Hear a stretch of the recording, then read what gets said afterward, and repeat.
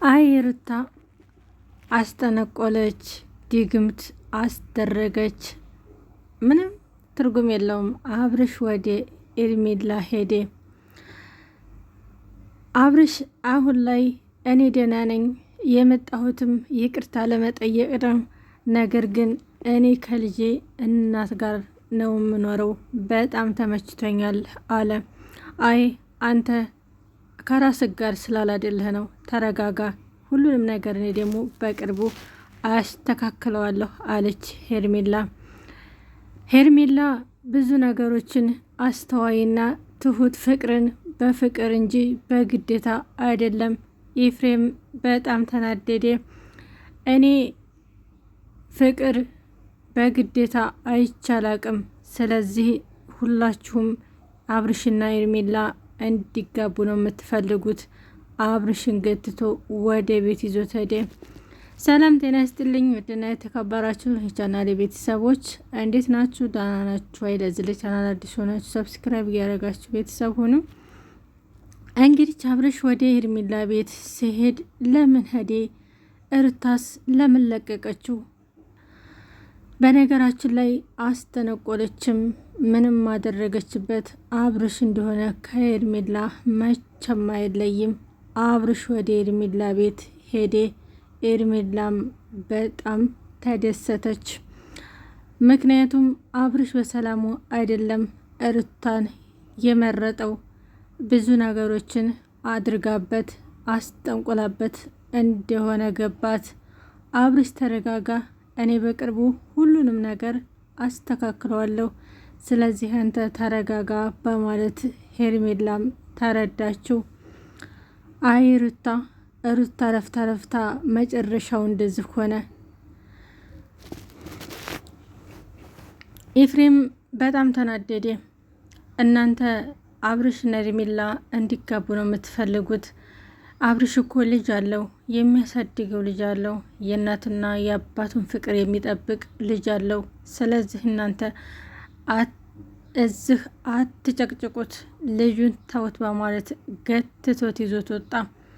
አብርሃምም እኔ እኮ አስተውላለሁ፣ አውቃለሁ፣ አሁን ላይ እኔ ምንም አይነት ችግር የለብኝም።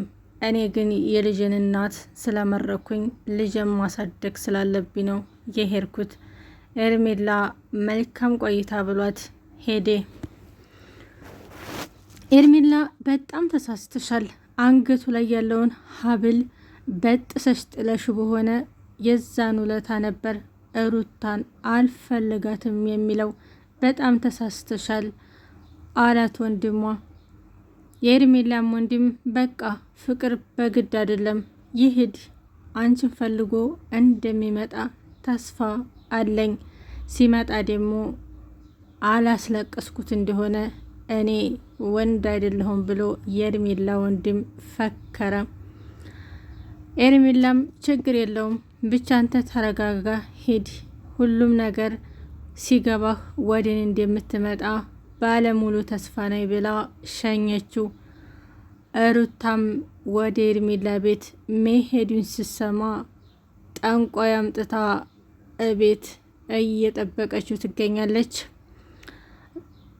ዳግም ቤቱ እንዲፈተሽ ፖሊስ አመጣ።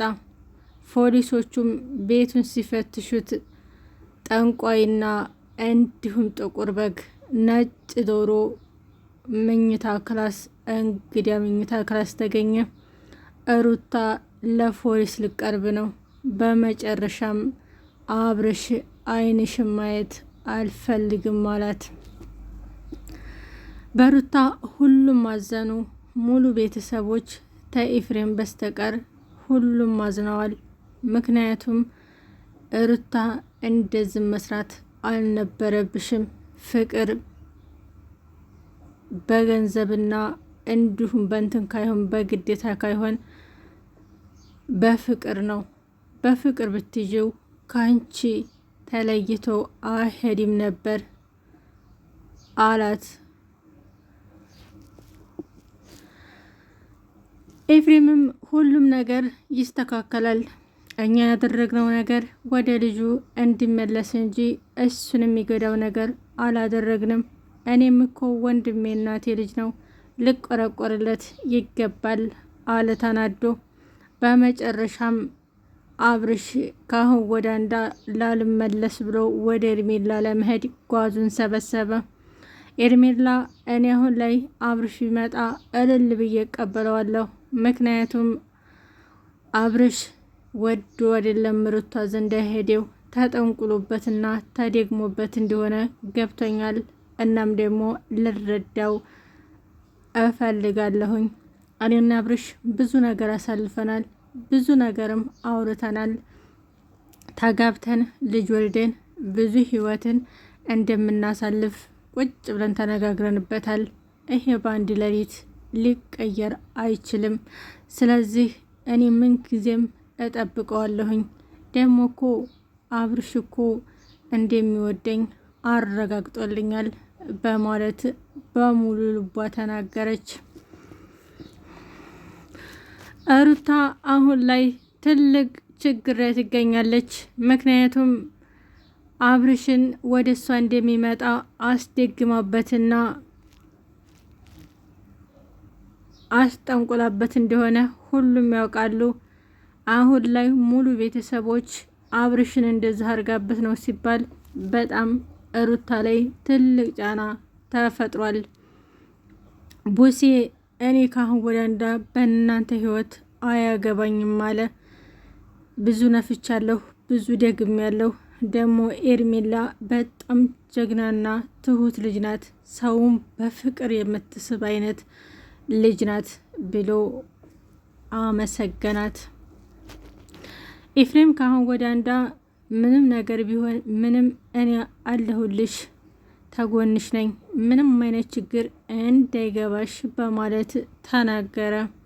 አይ ኤፍሬም፣ የኤፍሬም ነገር በጣም ነው የሚገርመኝ። በህይወታቸው ውስጥ እንደዚህ ይቀየራል ብዬ መቼም አስቤ አላውቅም። አሁን ላይ አብርሽም ኤፍሬምን ገድፎታል። ኤፍሬም እንደዚህ የሚያደርገው ለኔ ብሎ ነው። ስለዚህ ኤፍሬምን አትናገሩብኝ አለ። ኤርሜላ ግድ አግባይ ብለሽ አትገትሽ ልጁ የራሱ ህይወት አለው። በቃ ተው የራስሽን ህይወት ኑሪ አላት። እኔ ግርም ያለ ነገር አብርሽ ወደ ኤርሜላ የመጣበት ምክንያት ለምንድን ነው ብሎ በጣም ተገረመ። ወንድሟ የአንገቱን ሀብል በጥሰሽ ስጠይው አብርሽ የድሮ አብርሽ ይመጣል እና የአንገቱን ሀብል አይበጠስም ብሎ ኤፍሬም ከለከለ። ኤፍሬምማ ያደረገው ነገር አለ። ሩታ ጋር ሆኖ ያደረጉት ነገር ስላለ ሁሉም ነገር እንደሚስተካከል እንደምታፍርበት ተስፋ አደርጋለሁኝ አለ።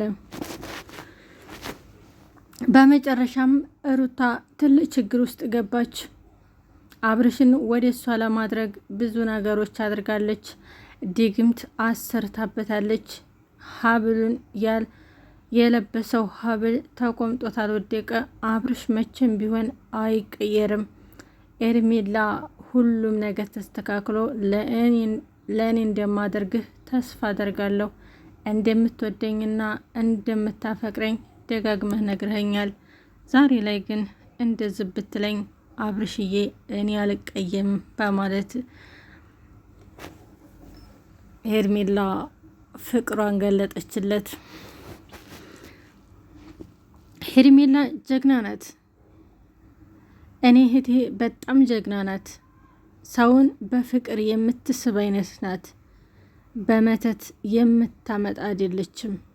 ያንተ ሚስት እኮ በመተት ነው የሳበችህ እንጂ አልፈልጋትም ያልካትን ዛሬ ላይ እሷን እንዴት ፈልግሃት ነው ወደ እሷ የሄድከው አለው።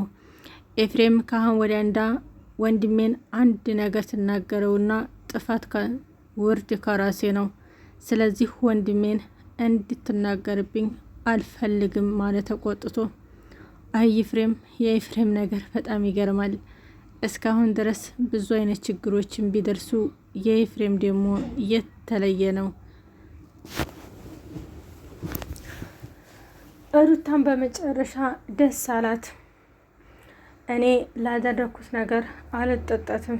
የልጅ አባት ነው። ብታሰርም ደግሞ ነገ ጧት ልጅ ስላለኝ እንደምፈታ ተስፋለኝ። ኤርሜላ ታሁኑ ብሰሺ ይሻልሻል። አየል እኔ ባብርሽ ካይሆን ባብርሽ የመጣሁበትን በአንቺ መጥቼ ከቤት እንዳትወጭ አድርጌ ነው ማስደርግሽ አለቻት። ስልክም በመደወል ለኤርሜላ የመጨረሻ ንግግር ከአሁን ወደ አንዳ ከባሌ አጠገብ ተራሽ እራቂ፣ እንዲሁም ከአዲስ አበባ መውጣት አለብሽ። የማትወጪ ከሆነ ትልቅ ችግር ይፈጠራል። እኛ አዲስ አበባ ስንመጣ ተከትለሽ የመጣሽው ባሌን ለመቀማት ነው አለቻት።